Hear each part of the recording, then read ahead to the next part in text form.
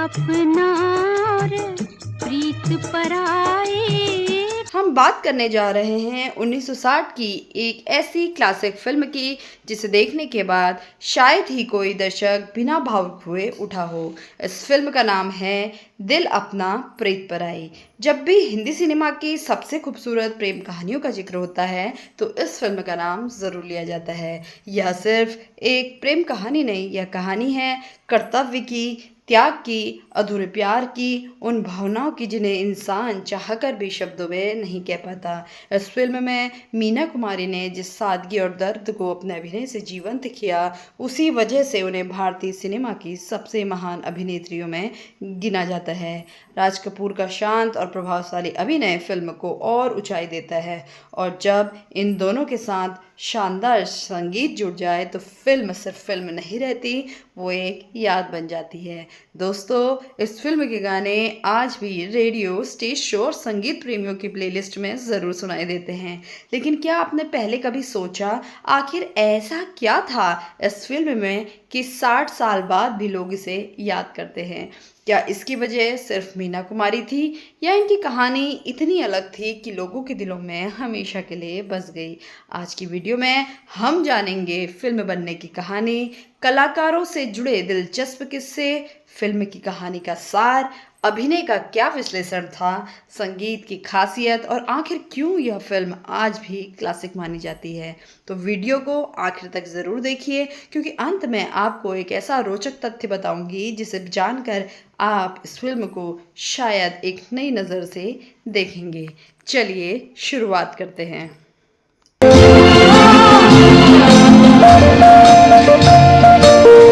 दोस्तों, 1960 का दशक हिंदी सिनेमा का एक स्वर्णिम दौर माना जाता था। उस समय फिल्मों में सिर्फ मनोरंजन नहीं बल्कि रिश्तों, त्याग, परिवार और इंसानी भावनाओं को बहुत गहराई से देखा जाता था। ऐसे ही दौर में रिलीज हुई दिल अपना प्रीत पराई। फिल्म का निर्देशक मशहूर निर्देशक किशोर साहू ने किया, और फिल्म में मुख्य भूमिकाएं निभाई मीना कुमारी, राजकुमार और नादिरा ने। उस समय मीना कुमारी का नाम सुनते ही दर्शक थिएटर पहुंच जाते थे। उनकी आंखों में दर्द, चेहरे पर मासूमियत दर्शकों को भावुक कर देती थी। यही कारण था कि उन्हें आगे चलकर ट्रेजेडी क्वीन भी कहा जाने लगा। दूसरी ओर राजकुमार अपनी दमदार आवाज़ और गंभीर संवाद के लिए मशहूर थे। उनके हर संवाद में एक अलग ही प्रभाव दिखाई देता था। अब बात करते हैं संगीत की। इस फिल्म का संगीत शंकर जयकिशन ने तैयार किया, जबकि गीत शैलेंद्र और हसरत जयपुरी ने लिखे। यही वजह है कि फिल्म के कई गीत आज भी सदाबहार माने जाते हैं। जब भी फिल्म रिलीज हुई तो दर्शकों ने इसकी कहानी से ज़्यादा इसके भावनात्मक माहौल को पसंद किया। लोगों ने कहा कि यह फिल्म यह सिखाती है कि हर प्रेम कहानी का अंत मिलन नहीं होता, लेकिन फिर भी उसका महत्व कम नहीं होता। यही बात इस फिल्म को उस समय की बाकी फिल्मों से अलग बनाती है। अब जरा सोचिए दोस्तों, अगर किसी इंसान को अपने प्यार और कर्तव्य में सिर्फ एक को चुनना पड़े तो वो क्या करेगा? क्या दिल की सुनेगा या समाज और परिवार की? यही सवाल इस फिल्म की आत्मा है, और शायद इसी वजह से 6 दशक बाद भी लोग इस फिल्म को याद करते हैं। लेकिन आखिर कहानी शुरू कैसे होती है? दोस्तों, अब बात करते हैं उन किरदारों की जिनके बिना इस फिल्म की कल्पना ही नहीं की जा सकती। एक तरफ है डॉक्टर सुशील, एक ऐसे डॉक्टर जो अपने पेशे को सिर्फ नौकरी नहीं बल्कि सेवा मानते हैं। उनके लिए हर मरीज की जान सबसे पहले। दूसरी तरफ है करुणा, एक नर्स जो अपने काम को पूरी ईमानदारी से और संवेदनशीलता से निभाती है। वो शांत स्वभाव की है लेकिन भीतर से बेहद मजबूत है। अस्पताल में साथ करते हुए दोनों के बीच धीरे धीरे गहरा भरोसा बनता है। यह भरोसा किसी फिल्मी दिखावे या बड़े बड़े संवादों से नहीं बल्कि एक दूसरे के प्रति सम्मान और सहयोग से पैदा होता है। यहीं से फिल्म की सबसे बड़ी खूबी शुरू होती है। उस दौर की कई फिल्मों में प्रेम कहानी नज़र में दिखाया जाता है, लेकिन जहां रिश्ता धीरे धीरे विकसित होता है, दर्शक महसूस करते हैं कि दोनों एक दूसरे को समझने लगे हैं। लेकिन यहीं से कहानी एक कठिन मोड़ की ओर बढ़ती है। परिस्थितियां ऐसी बनती है कि डॉक्टर सुशील के सामने व्यक्तिगत भावनाओं और पारिवारिक जिम्मेदारियों के बीच चुनाव का समय आ जाता है। यहीं से फिल्म एक महत्वपूर्ण सवाल उठाती है, क्या इंसान हमेशा वही कर पाता है जो उसका दिल चाहता है, या कई बार उसे वो रास्ता चुनना पड़ता है जो सही लगता है लेकिन उसके भीतर से उसे तोड़ देता तुम्हारी है। तबीयत न लगे, ड्यूटी से छुट्टी मिले तो यहाँ आ जाया करो बेटा। मैं भी दिन ये क्या 2 मुझे 2 रन के दे दिए? क्या इन्हीं पहनकर अस्पताल जाऊं? दोस्तों, अब बात करते हैं उन किरदारों की जिसके बिना इस फिल्म की कल्पना ही नहीं की जा सकती। एक तरफ है डॉक्टर सुशील, एक ऐसे डॉक्टर जो अपने पेशे को सिर्फ नौकरी नहीं बल्कि सेवा मानते हैं। उनके लिए हर मरीज की जान सबसे पहले। और दूसरी तरफ है करुणा, एक नर्स जो अपने काम को पूरी ईमानदारी और संवेदनशीलता से निभाती है। वह शांत स्वभाव की हैं लेकिन भीतर से बेहद मजबूत हैं। अस्पताल में काम करते हुए दोनों के बीच धीरे धीरे एक गहरा भरोसा बनता है। यह भरोसा किसी फिल्मी दिखावे या बड़े बड़े संवादों से नहीं बल्कि एक दूसरे के प्रति सम्मान और सहयोग से पैदा होता है। यहीं से इस फिल्म की सबसे बड़ी खूबी शुरू होती है। उस दौर की कई फिल्मों में प्रेम पहली नज़र में दिखाया जाता था, लेकिन जहाँ रिश्ता धीरे धीरे विकसित होता है, दर्शक महसूस करते हैं कि दोनों एक दूसरे को समझने लगे हैं। लेकिन यहीं से कहानी एक कठिन मोड़ की ओर बढ़ती है। परिस्थितियाँ ऐसी बनती है कि डॉक्टर सुनील के सामने व्यक्तिगत भावनाओं और पारिवारिक जिम्मेदारियों के बीच चुनाव का समय आता है। यही फिल्म का एक महत्वपूर्ण सवाल उठाती है, क्या इंसान हमेशा वही कर पाता है जो उसका दिल चाहता है, या कई बार उसे वो रास्ता चुनना पड़ता है जो सही तो लगता है लेकिन उसे भीतर से तोड़ देता है। यही भावनात्मक संघर्ष इस फिल्म को एक साधारण प्रेम कहानी से कई अधिक गहरा बना देती है। आगे वीडियो में हम देखेंगे कैसी परिस्थितियों के कारण कहानी का रूप बदलता है और क्यों ये फिल्म दर्शकों को प्रेम के साथ साथ त्याग और जिम्मेदारी के बारे में सोचने पर मजबूर करती है। कैसे हो? बहुत दर्द हो रहा है। दोस्तों, जब कर्तव्य और प्रेम आमने सामने आ जाते हैं तो हर प्रेम कहानी में एक ऐसा मोड़ आता है जहाँ सब कुछ बदल जाता है। दिल अपना और प्रीत पराई में भी यही होता है। डॉक्टर सुशील और करुणा के बीच में अपनापन धीरे धीरे बन रहा था। वो कभी खुलकर प्रेम का इजहार नहीं बन पाता। दोनों अपने अपने कर्तव्य और मर्यादा को ऊपर रखते हैं, लेकिन जीवन हमेशा वैसा नहीं चलता जैसा हम चाहते हैं। पारिवारिक परिस्थितियाँ डॉक्टर सुशील को एक ऐसा निर्णय लेने पर मजबूर करती है कि उनके दिल के बिल्कुल विपरीत होता है। यह निर्णय आगे चलकर 3 लोगों की ज़िंदगी बदल देता है। यही फिल्म का सबसे बड़ा संदेश सामने आता है।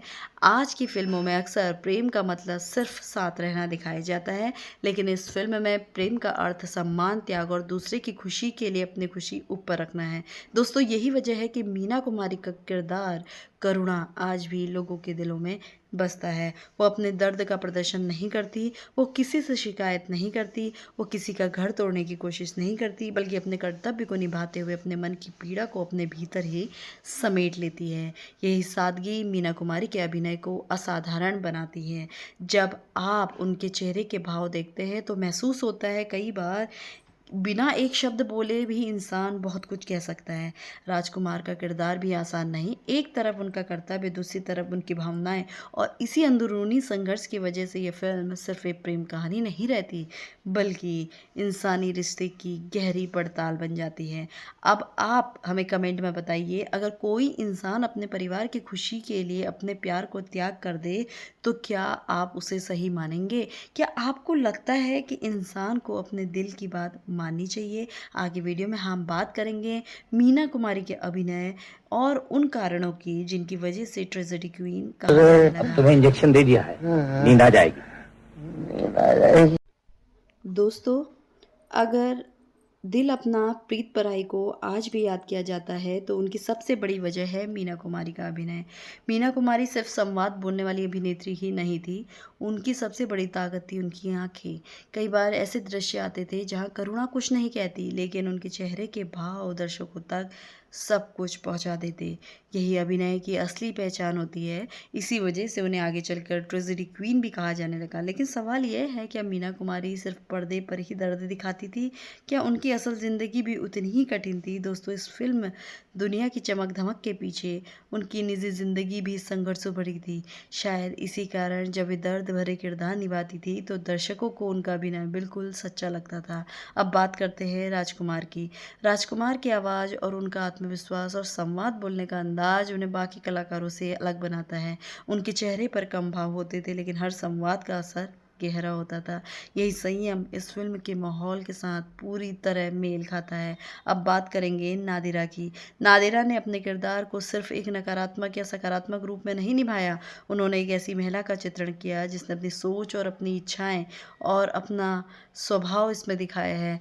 यही बात इस फिल्म को वास्तविक बनाती है। इस फिल्म में कोई एक खलनायक नहीं, असल में परिस्थिति ही सबसे बड़ी चुनौती है। और शायद यही वजह है कि दर्शक किसी एक पात्र से नफरत नहीं करते, बल्कि हर किरदार की मजबूरी को समझने लगते हैं। दोस्तों, यही महान फिल्मों की पहचान होती है। वे सिर्फ कहानी नहीं सुनाते, वे इंसानी भावनाओं को समझाते हैं और दिखाते हैं। अब जरा सोचिए, अगर आज के दौर में यही कहानी बनाई जाती तो क्या करुणा वही फैसला लेती?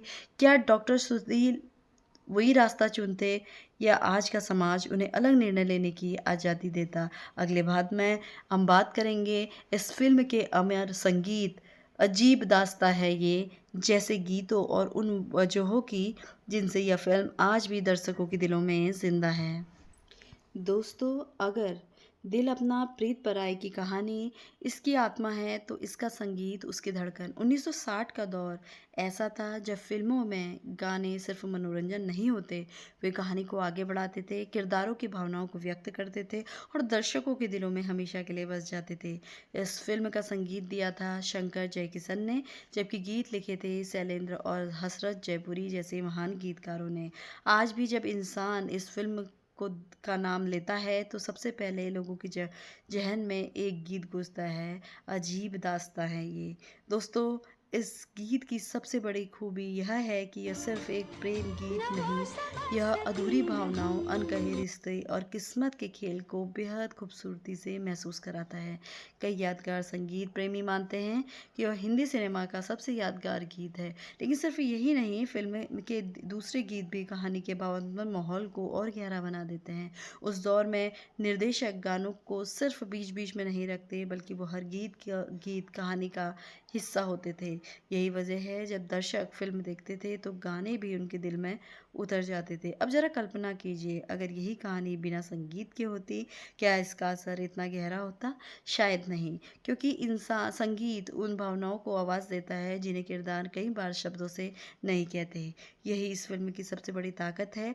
आज भी जब पुराने गीतों की बात होती है तो अजीब दास्तां है ये का नाम सम्मान के साथ लिया जाता है। और यही कारण है दिल अपना प्रीत पराई सिर्फ एक सफल फिल्म नहीं, बल्कि भारतीय सिनेमा की विरासत का हिस्सा मानी जाती है। आगे हम जानेंगे कुछ रोचक तथ्य और पर्दे के पीछे की बातें, जैसे फिल्म की सफलता, निर्देशकों की प्रतिक्रिया और क्यों आज की नई पीढ़ी इस फिल्म को खोज कर देखती है।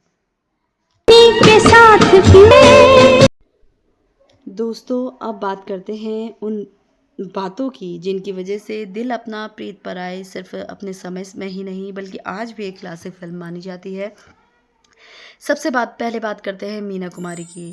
कहा जाता है कि जब भी उन्हें किसी दर्द भरे किरदार की पेशकश करनी होती है तो निर्देशक चिंतित हो जाते थे कि यह भूमिका उनके अलावा शायद ही कोई इतनी सच्चाई से निभा पाए। उनके चेहरे की मासूमियत, आंखों की गहराई दर्शकों को किरदार से जोड़े देती है। अब बात करते हैं राजकुमार की। राजकुमार अपने संवादों की तैयारी बहुत ध्यान से देते हैं। उनका मानना है कि एक कलाकार की आवाज़ उतनी ही महत्वपूर्ण होती है जितना अभिनय। यही कारण है कि उनके कई संवाद आज भी लोगों को याद हैं। दोस्तों, इस फिल्म की एक और ख़ास बात यह है कि इसमें किसी एक किरदार को पूरी तरीके से सही या गलत नहीं दिखाया गया। हर व्यक्ति अपनी परिस्थिति के अनुसार फैसले लेता है। यही वजह है कि दर्शक फिल्म खत्म होने के बाद भी सोचते रह जाते हैं, आखिर गलती किसकी थी? क्या परिस्थितियों की, या किस्मत की, या फिर समाज की उन परंपराओं की, जहाँ कई बार इंसान अपनी खुशी से पहले परिवार की इच्छा को चुन लेता है। यही सवाल इस फिल्म को समय से आगे की फिल्म बताता है। फिल्म की सफलता रिलीज़ के बाद दर्शकों ने इस फिल्म की भावनात्मक कहानी, शानदार अभिनय और संगीत को खूब सराहा। समय बीतता गया, नई फिल्में आती रही, लेकिन दिल अपना पीड़ित पराई का नाम आज भी उन फिल्मों में लिया जाता है जिन्हें हर क्लासिक सिनेमा प्रेमी कम से कम एक बार ज़रूर देखना चाहते हैं। आज की पीढ़ी इस फिल्म से क्या सीख सकती है? आज के समय में रिश्ते अक्सर जल्दबाजी में बनते हैं, टूटते दिखाई देते हैं, लेकिन ये फिल्म सिखाती है हर प्रेम कहानी का अंत मिलन नहीं होता। सच्चा प्रेम केवल पाने का नाम नहीं बल्कि सम्मान और त्याग का भी होता है। जीवन के लिए किए गए फैसलों का असर सिर्फ एक व्यक्ति पर नहीं, कई लोगों पर पड़ता है। दोस्तों, शायद यही कारण 1960 में बनी यह फिल्म आज 2026 के लोगों के दिलों में भी जिंदा है। दोस्तों, अगर आप सिर्फ तेज़ रफ्तार मनोरंजन चाहते हैं तो शायद ये फ़िल्म आपको धीमी लगे, लेकिन अगर आप ऐसे सिनेमा को पसंद करते हैं जहां हर किरदार की भावनाएं गहराई से दिखाई जाती है, जहां अभिनय शब्दों से नहीं आंखों और चेहरे के भाव से होता है, तो जहां संगीत कहानी का हिस्सा बन जाता हो, तो यह फ़िल्म आज भी उतनी ही खूबसूरत लगती है। यही वजह है कि इतने साल बाद भी लोग इस फिल्म का नाम सम्मान के साथ लेते हैं। दोस्तों, मीना कुमारी ने अपने अभिनय से ये साबित कर दिया कि एक कलाकार को महान बनने के लिए ऊंची आवाज़, बड़े बड़े संवादों की ज़रूरत नहीं होती। कई बार एक खामोशी, एक नज़र और चेहरे पे दिखता दर्द ही दर्शकों का दिल जीत लेता है। यही कारण है कि उन्हें आज भी भारतीय सिनेमा की महान अभिनेत्रियों में गिना जाता है। इस फिल्म से हमें कई बातें सीखने को मिलती है। प्रेम केवल पाने का नाम नहीं, समझने का भी नाम है।